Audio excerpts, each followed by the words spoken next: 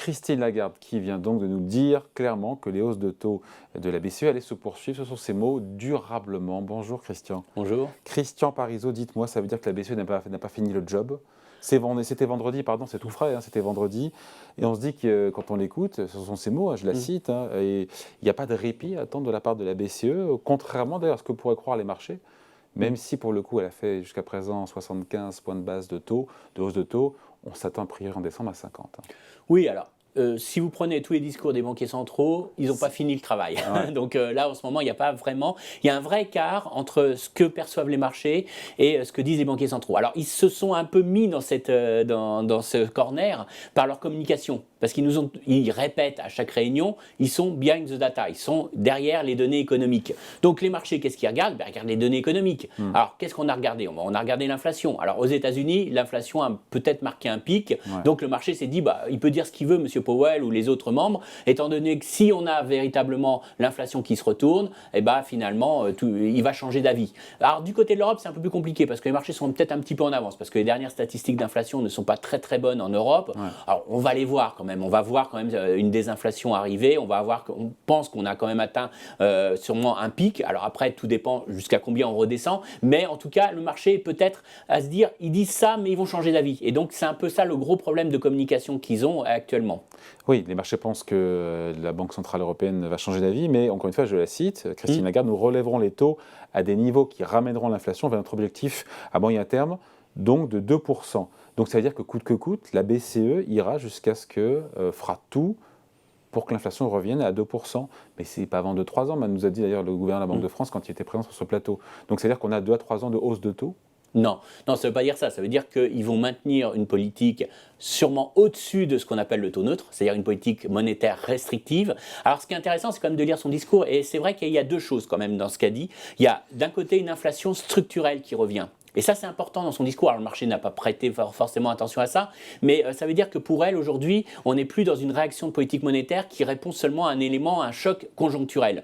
Il y a pour elle un vrai retour structurel de l'inflation, alors qu'il y a plusieurs éléments, mais on les connaît tous, on en a tous entendu parler. C'est le fait que peut-être on a un rôle du commerce mondial qui va s'atténuer dans nos économies, c'est-à-dire qu'on est plutôt sur ce qu'on appelle une régionalisation du commerce mondial, c'est-à-dire qu'on ne va pas tout acheter à la Chine, on va diversifier ses fournisseurs, mais ça veut dire qu'on va peut-être s'approvisionner beaucoup plus en Europe quand on est européen, et donc forcément on n'a plus cet effet Chine qui était rentré dans le commerce mondial, qui avait vraiment abaissé les coûts de production avec une manœuvre abondante, et donc on importait de la désinflation, et puis surtout quand on avait un choc de demande, si brutalement on stimulait la demande, c'est pas grave, alors pas grave entre guillemets, c'est-à-dire que c'est la Chine qui répondait à cette demande supplémentaire. Aujourd'hui, ce qu'a dit, c'est que l'inflation va être beaucoup plus volatile, et lorsqu'on aura des tensions sur la chaîne de production, des tensions sur la demande, on aura plus ce rôle du commerce mondial qui était vraiment un rôle désinflationniste pour l'ensemble des économies. L'inflation de manière structurelle. Voilà. Et alors, plus d'autres éléments qu'on peut mettre en avant,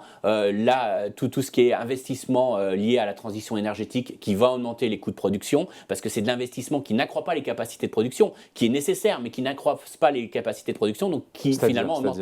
C'est-à-dire que si je fais un investissement de 100 qui me permet d'améliorer ma production à 110, finalement, c'est une bonne chose pour l'économie, ça me permet des gains de productivité, ça me permet d'améliorer ma production. Là, je détruis 100 de capital pour rajouter 100 de capital derrière. On détruit 100 quoi, de fossiles, c'est ça? Voilà, on détruit une capacité de production qui émettait du CO2 par une capacité qui est donc finalement c'est inflationniste parce que c'est un coût de production, c'est pas vraiment un investissement qui va être générateur de gains de production, d'augmentation de richesse supplémentaire. Ça va être vraiment, alors j'exagère, je grossis le trait, mais on peut améliorer naturellement le process de production, mais on s'aperçoit qu'il y a quand même pas un effet comme on a eu précédemment. Donc ça c'est inflationniste pour elle, et donc ce qu'elle nous dit, ça c'est important dans son discours, elle nous dit voilà, à moyen terme, on revient quand même sur l'idée qu'on a fini cette grande phase où on avait une inflation qui était trop faible quasiment, puisque tout l'objet de la BCE, c'était de maintenir les taux les plus bas, d'injecter des liquidités pour permettre justement d'atteindre son objectif de 2. Ça, c'est fini cette époque-là. Elle nous dit, au pire, on reviendra peut-être à 2, on va tout faire pour revenir à 2, c'est notre mandat, ça c'est clair, mais derrière, on ne va pas revenir aussi accommodant que par le passé. Donc déjà, elle se positionne pour dire qu'à moyen long terme, on va avoir une banque centrale qui ne va pas revenir très rapidement à une politique accommodante. Et puis, à court court terme. Et à court terme, ils considèrent que conjoncturellement, en tout cas, même s'il y a une récession aujourd'hui, on est encore très très loin de leur objectif, que l'objectif principal, leur objectif de politique monétaire, c'est avant tout d'agir sur les taux, de reprendre la liquidité. Donc elle maintient encore ce discours très faucon parce qu'elle est très très loin d'avoir atteint son objectif. Elle est sur une ligne dure toujours, Christine Lagarde. Faucon, il faut imaginer quand même qu'on a changé d'époque. Et c'est vrai que 200 points de base, 2% de hausse de taux de la BCE depuis l'été, c'est du jamais vu. Alors, c'est du jamais vu. Maintenant, il faut voir aussi d'où on vient. Oui, on part de niveau. Il faut quand même relativiser. On part de zéro. On part même des taux négatifs, il ne faut pas l'oublier. Alors, est-ce que c'est dur? C'est surtout moi ce qui est important et ce que je pense que les marchés n'ont pas intégré. C'est pas trop la hausse des taux qui est importante finalement parce que maintenant c'est anticipé, c'est intégré. Et puis encore une fois, on vient. Voilà. Il y a cette problématique de jusqu'où on va. Maintenant, on va se dire que quand même ils vont être freinés. Ils vont être vraiment freinés par le fait qu'il va y avoir quand même une dégradation très forte de l'économie. Que pour l'instant, même si on voit des hausses de salaire, on a eu l'exemple en Allemagne, vendredi, 8,5%. sur 2 ans. Ouais. Sur 2 ans. Donc on est très très loin de l'image d'une boucle prix-salaire qui auto-entretiendrait l'inflation. Donc globalement, je n'ai pas le sentiment qu'on est sur quelque chose qui va pousser les taux directeurs très très haut et on va tuer encore plus l'économie. Par contre, ce que les marchés n'ont pas intégré, et c'est ça à mon avis qu'ils essayent de combattre, c'est l'idée que la Banque centrale monterait très vite ses taux. Et puis, les rebaisserait assez rapidement parce qu'elle aurait vaincu l'inflation, que l'économie ralentir. Voilà, c'est le scénario, c'est cette courbe en cloche. Ouais. Et j'ai l'impression que tant du côté des États-Unis que du côté de l'Europe, on essaye de nous montrer que ça ne sera pas un scénario en cloche. C'est-à-dire qu'on remonte les taux, qu'on mène une politique monétaire restrictive sur l'activité et que les taux vont rester relativement hauts. Alors, je ne vous dis pas qu'ils ne vont pas baisser un petit peu, mais on ne reviendra pas de toute façon à ce qu'on a connu par le passé et on ne reviendra sûrement pas à tout ce qu'on a appelé à l'époque des quantitative easing, d'injection de liquidité, d'une banque centrale qui fait tout pour soutenir l'économie et atteindre un objectif d'inflation parce que pour elle, on est dans un monde nouveau. Et ça, c'est quelque chose que je pense que les marchés n'ont pas du tout intégré parce que ça veut dire des taux directeurs durablement élevés, peut-être des taux réels qui reviennent durablement. Et ça, à mon avis, ce n'est pas encore intégré dans les niveaux de valorisation des marchés. Je vais la citer encore, Christine Lagarde. L'expérience historique suggère qu'une récession a peu de chances de faire baisser l'inflation de manière significative, du moins à court terme. Donc ce qu'elle nous dit en creux, c'est que la récession ne permettra pas de venir à bout de l'inflation. Oui, parce que pour l'instant, alors, il le conçoit, il y a deux choses dans l'inflation. Il y a le fait que la demande était trop forte par rapport à l'offre et l'offre n'a pas pu s'adapter à la demande. Bon, ça, on va dire que ça veut véritablement s'atténuer. Puis après, il y a l'inflation importée. Et cette inflation importée qui est liée essentiellement à l'énergie, elle ne peut pas grand-chose. Par contre, ce qui les inquiète très clairement, c'est deux choses aujourd'hui. C'est d'une part que cette inflation importée va créer de l'inflation domestique, va se répercuter dans l'ensemble de l'économie. Donc ça va entretenir un peu une inflation beaucoup plus domestique. Par exemple, si j'ai mes coûts de transport qui augmentent, eh ben, la distribution, ils ont tendance à répercuter ces hausses de coûts de distribution. Donc du coup, ça veut dire que ça va rester fort. Et elle pense que véritablement, il y a une partie de l'inflation qui va persister et qu'on n'a pas encore vu et qui vont se traduire dans ce qu'on appelle les effets second tour, qui est lié à ça. Après, il y a un autre élément qui inquiète tous les banquiers centraux dans le monde, mais et qui est visible en Europe et aux États-Unis plus particulièrement, c'est la faiblesse de la productivité du travail. Alors, bonne nouvelle, vous avez constaté que le ralentissement économique ne s'est pas traduit par des ajustements massifs d'effectifs, que le marché du travail se maintient. Alors ça, c'est la bonne nouvelle. Les entreprises, pour l'instant, ils n'ont pas appuyé sur le bouton licenciement et on voit que malgré des perspectives qui s'annoncent assez médiocres, on a une perspective de récession, on voit que le marché du travail se maintient très bien et qu'on n'a pas une volonté des entreprises de réduire leurs effectifs. Alors la mauvaise nouvelle en termes d'économie, ça veut dire quoi? Si je ne réduis pas mes effectifs, que j'ai une baisse d'activité, ça veut dire que la productivité du travail s'effondre. Et ça leur pose un problème.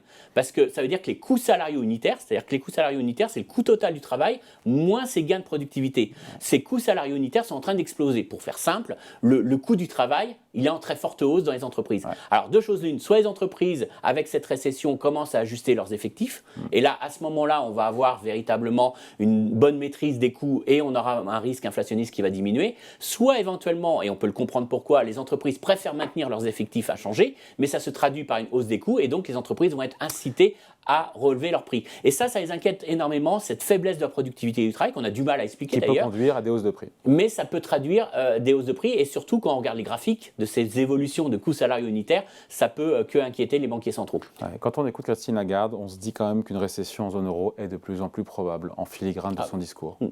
Oui, alors elle est même quasiment acquise. Alors peut-être que les données d'enquête nous envoient une image un peu exagérée de la chose. C'est-à-dire que quand on regarde les données d'enquête, on est sur une chute d'activité, un retournement cyclique assez fort. Alors que peut-être ça sera beaucoup plus modéré parce que je pense que dans les réponses, dans ce que nous disent les directeurs des achats, dans les données d'enquête, dans les chefs d'entreprise, ils sont très impactés par la hausse des prix de l'électricité, la hausse des prix de l'énergie, beaucoup d'inquiétudes et donc ils se sont montrés excessivement pessimistes dans les enquêtes. Maintenant, même si on corrige un petit peu d'un excès de pessimisme derrière ça, on a quand même des vrais signaux de retournement parce que d'une part, c'est ce qu'on disait, c'est-à-dire que les ménages, eux, subissent de plein fouet l'inflation, même si on a des hausses de salaire, on ne compense pas dans la hausse de salaire l'inflation, donc il y a quand même une vraie pression sur le pouvoir d'achat des ménages européens, américains, dans tous les pays du monde, qu'on a une synchronisation de la dégradation conjoncturelle dans tous les pays du monde, et ça c'est quand même un environnement international qui se dégrade bien au niveau mondial, et on a quand même les effets de la politique monétaire, on le voit dans des secteurs les plus sensibles au taux d'intérêt, notamment le secteur de la construction qui a donné des vrais signes de retournement. Alors c'est beaucoup plus visible aux États-Unis, mais en Europe on voit aussi que les statistiques montrent quand même une vraie dégradation. On l'a vu en France. On le voit en France et dans d'autres pays. Donc globalement, tout est là pour qu'on ait une récession. La seule interrogation qu'on peut avoir aujourd'hui, c'est est-ce que, ça va permettre de rapidement revenir vers les 2%? Et la réponse est clairement non. C'est clair qu'ils ne vont pas atteindre leur mandat très rapidement. Ils savent que tout au long de l'année prochaine, on sera encore sur une inflation nettement supérieure. Et puis, l'autre problème, c'est que est-ce qu'on n'a pas en œuvre, et c'est pour ça que je parlais tout à l'heure qu'il fallait lire aussi la partie moyen-long terme de son discours, est-ce qu'on n'a pas aussi à l'œuvre aujourd'hui des éléments inflationnistes beaucoup plus long terme qui inquiètent la Banque centrale, qui fait qu'elle ne sera pas satisfaite, même s'il y a un léger ralentissement, elle va maintenir une politique un peu restrictive tout au long de l'année prochaine, et la récession n'est pas en soi, pour l'instant, à leurs yeux, suffisant pour vraiment atténuer ce risque inflationniste. Donc des hausses de taux plus durables, en tout cas qui resteraient à un niveau plus élevé plus longtemps. Klaas Knot, qui est le président de la Banque centrale néerlandaise, qui est un faucon de chez Faucon, on peut le citer, le dire comme ça, qui a filé cette métaphore footballistique et de bon augure, puisqu'on est en plein mondial, en disant que la BCE n'en était qu'à la fin de la première mi-temps. Et là, on se dit, si je le prends au mot, 200 points de base à la fin de la première mi-temps, on a encore 200 points de base de plus? Non. Alors c'est difficile à savoir parce que je pense qu'ils ne vont pas raisonner que sur le taux d'intérêt. Alors c'est vrai qu'il y a quelques temps, Madame Lagarde et son chef économiste de la BCE disaient la seule arme qu'on va utiliser, c'est le taux d'intérêt. Maintenant, pour lutter contre l'inflation. Voilà, pour lutter contre l'inflation. Maintenant, on voit qu'ils commencent à parler aussi de ce qu'on appelle quantitative tightening, c'est-à-dire ces reprises de liquidité, réduction de la taille du bilan de la BCE. On en saura plus en décembre. Voilà, on en saura plus en décembre. Donc objectivement, ça veut dire qu'ils vont aller. Moi, je dirais, ce qu'on sait aujourd'hui, ce qu'eux, ils veulent bien nous donner l'image, c'est qu'ils vont aller au-delà du taux neutre. Alors, le taux neutre, ils nous disent le taux neutre existe, mais il n'est pas stable dans le temps, il est inobservable. Mais on va dire que tout le monde s'accorde au sein des économistes à dire que c'est autour de 2. Donc ça veut dire qu'ils vont aller au-delà du fameux 2% de taux directeur. Après, est-ce qu'ils vont aller à 4, beaucoup plus haut? Par exemple, est-ce qu'on prend un scénario à 4? Je ne suis pas convaincu, parce que d'une part, il va y avoir quand même cette dégradation de la conjoncture, cette inflation. Par contre, je pense que les plus faucons de la BCE poussent réellement pour qu'on réduise la taille du bilan, qu'on reprenne l'excès de liquidité. Quitte à moins augmenter les taux d'intérêt. Voilà, je pense que ça sera un peu le deal par rapport aux colombes de la BCE, c'est-à-dire que les colombes de la BCE ne voudraient pas non plus monter trop les taux, ne voudraient pas trop déstabiliser le marché obligataire. Voilà, peut-être 2,5, 3. Enfin après, encore une fois, ils réagiront. Le problème, c'est qu'aujourd'hui, on n'a aucune statistique en Europe. Mais 3% sur les taux directeurs, on y est bientôt. Il suffit de deux réunions à 50 points de base. Voilà, ça peut être très rapide. Donc c'est pour ça que je dis que c'est pas forcément le seuil important, parce que encore une fois, si on a un début de statistiques d'inflation un peu meilleur, ça va quand même un peu calmer les discours. Enfin meilleur, on est à 8, pardon, le mandat est à 2. Donc, encore une fois, rappelez-vous les chiffres aux États-Unis d'inflation, comment les marchés ont réagi. Ce qu'on attend, c'est l'inflexion. On sait que l'inflation, de toute façon, sera encore très fort en moyenne annuelle sur l'ensemble de l'année prochaine. Donc, on ne revient pas à 2. Mais ce qu'il faut, comme toujours, c'est la dynamique. C'est-à-dire que là, on a une poussée, on a une ligne droite. Il faut qu'il y ait cette inflexion qui s'opère et puis qu'elle se maintienne, naturellement. Mais je dirais qu'il y aura la hausse des taux, mais de plus en plus, et c'est ça qu'il va plutôt falloir regarder, c'est comment ils veulent gérer la liquidité. Là, on a une petite déception sur vendredi. Les remboursements, la BCE a permis aux banques commerciales européennes de rembourser par anticipation une partie des liquidités qu'elle leur avait offertes. On voit qu'elles sont venues, mais à hauteur de 300 milliards, ça reste modéré. Donc ça, c'est une petite déception pour la BCE, qui essayait peut-être de drainer un peu un excès de liquidité qui était dans le système. Ça dit quoi du marché interbancaire et des banques? Ça veut dire que d'une part, les banques considèrent que les conditions que lui avait donné la BCE n'étaient pas si mauvaises que ça et ils tiennent à le maintenir.